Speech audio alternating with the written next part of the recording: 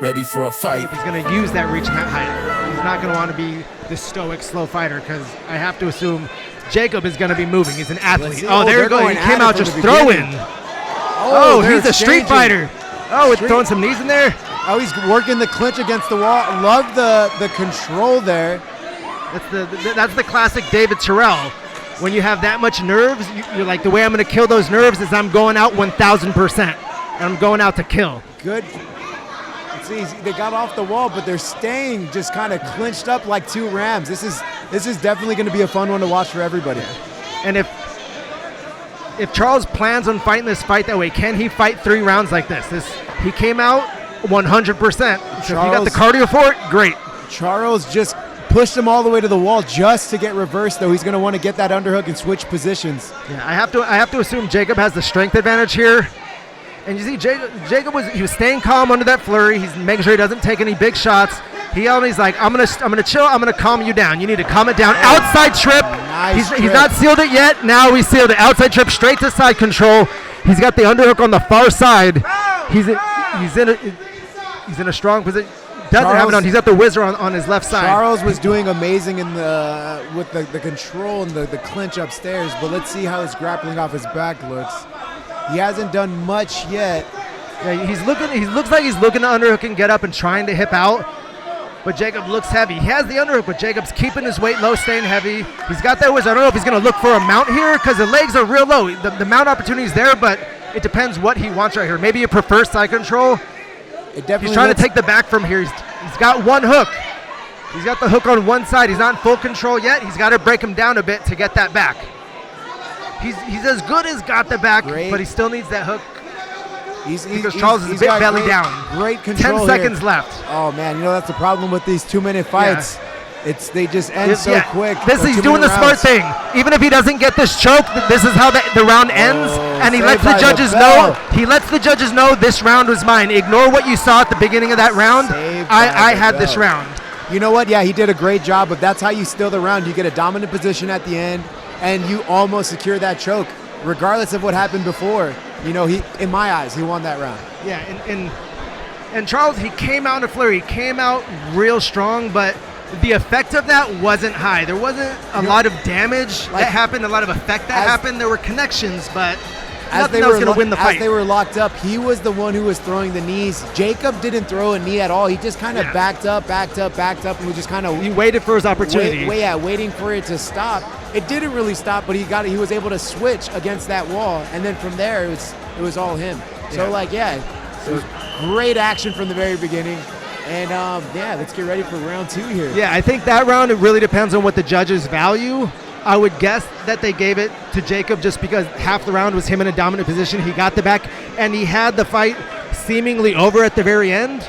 But, maybe some judges value striking more, and they're like, oh, he didn't submit him. So if you're that close to finishing the guy, you just, in my opinion, you got to give it to him. You got to give it to him. No bias. Unless everything before that was just so drastic that it wasn't enough. But I don't think that was the case. Unless the other guy was very close to stopping you. Here we go, round 2.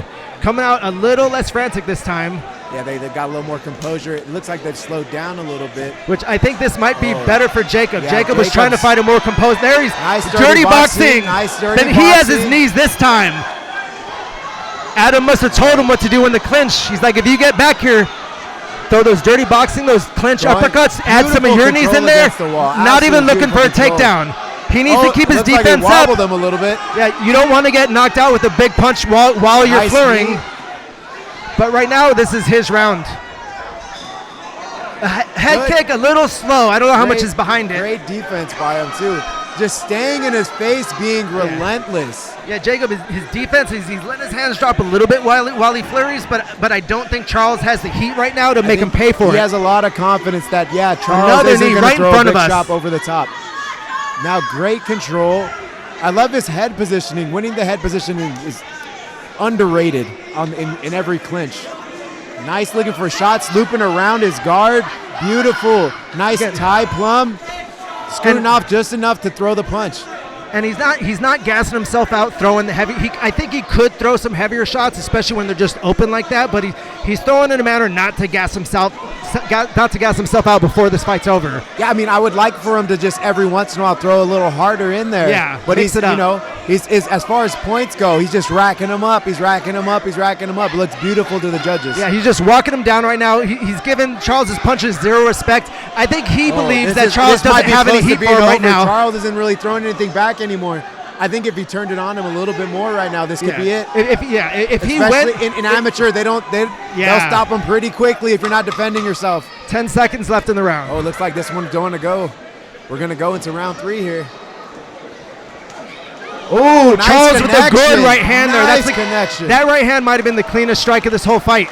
I would say that was definitely that round. Yeah, but Charles in his corner looking tired. I don't think it was good enough. Oh, hands on the knees. I don't think it was good enough to win the round, but it definitely was. Yeah, I don't know if they have a camera on Charles right now, but he was bent over, hands on the knees, taking big breaths.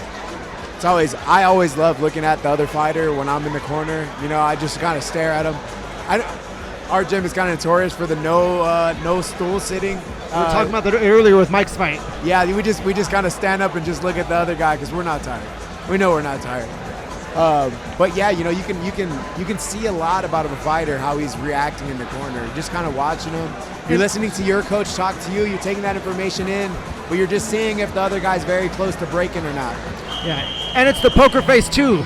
Like when you're tired, when you go to your corner, you don't want to show it. We've had fighters that our fighter comes in the corner, they tell us how tired they are, and we tell them, look at your opponent, and they're dying in the corner. They get their second wind purely because they see how tired the opponent is. You got to keep your poker face on. No, you're not. No, you're not tired. Go out there and do it again. And you can tell both corners for sure just told their fighters, give me 2 more minutes. Give me 2 more minutes. That's it. Just 2 more minutes left in this one. Let's see how it goes. Starting off this strong. time, Jacob bringing the pressure. Jacob needs to keep his chin down a little bit more. He's been caught moving forward a few times, right on the chin. He's kind of showing a level change, but it's real high. It's more of a hop. Both of them don't look like they have a ton on their shots at this point, but they're still moving around really well. He almost dropped his head into that knee on that one. Oh, yeah, going back to the dirty boxing clinch. Yeah, Jacob's had the better pressure so far this round, but he's eaten more shots. This is his chance to take the round back for him because now he's taking it back, and he eats a shot on the way out. It's a bad look because the last thing the judges see is you getting hit, even though you were doing all the hitting before that. Yeah, if you're doing an exchange, you just kind of want to win the exchange if an exchange is happening. If you can end after getting cracked by hitting them hard too, it makes it hard for the judges to see what's happening or like decide who won. And Jacob's let him get away a few times. What I always tell guys, no free kicks. Right there. Anytime someone throws a kick, you need to throw back and make him fear throwing another kick. You can't just eat it and stand there. Right here, there we go. This is how you win the fight. Shot attempt. This is how you win the fight. If he can stay in this position for the rest of the round, hopefully this time he can mix up some ground and pound with it. This time he has the mount. The first time he didn't take the mount, he wanted the back and he wanted the submission. This is better. If he wanted to end the fire here, and this is what you do. Yes, that's what it would be. And I think the ref stopped it. That's it. Charles wasn't getting beat up too badly. His tank was empty, and there's no getting out of that position. You know, like they're just really looking out for the amateurs, so they do stop him a bit earlier. But if you're not defending yourself, if you're not trying to get out there, you know, like if you're just accepting the position, it's totally understandable to stop it from there. Yeah, it's one of those things I always say, no matter how good you are, fatigue and cardio makes a white belt of everybody. Yeah, and the way he came out in the first round, it's almost like he wasn't planning for 3 rounds. Like he wanted to end it early because fighting like that is not how you maintain your cardio. It works great when you do end it early. When you don't end it early, it'll hurt you pretty bad later in the rounds for sure. There's a level of fight IQ that goes in there, and unless you fight, it's really hard to understand, you know. And then let's see here. And you never know. Maybe he knew his cardio wasn't the greatest for 3 rounds, and that's why he came out the first round like that. He's like, I need to go. I'm not going to make it 3, so I might as well try to finish him in the first. And, you know, outside of how the first round ended, he may have taken that round. You never know. So it wasn't the worst strategy. Just I think in this fight, it may not. It may not. We're waiting to find out, but it may not have worked. And either way, one of the fighters is picking up their first. Actually, Jacob picks up his first dub. Well earned. With 34 seconds left in the fight. Jacob Polo. Congratulations, Jacob, on his first win. First W going into the win column, you know? Ready for a fight.